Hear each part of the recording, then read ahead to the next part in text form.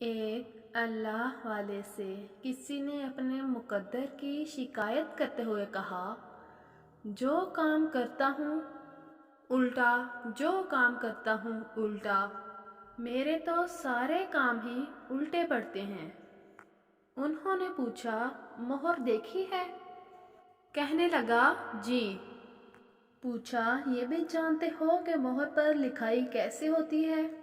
کہنے لگا، مہر پر الٹے الفاظ لکھے جاتے ہیں۔ انہوں نے پوچھا، میاں جانتے ہو سیدھے کیسے ہوتے ہیں؟ کہنے لگا، جب مہر کاغذ پر لگتی ہے تو الفاظ سیدھے ہو جاتے ہیں۔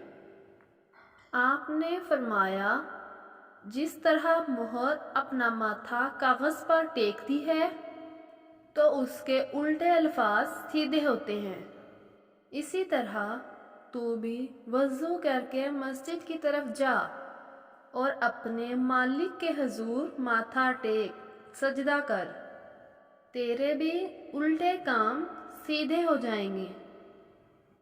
اور جن کا بھروسہ اللہ ہو ان کی منزل کامیابی ہے۔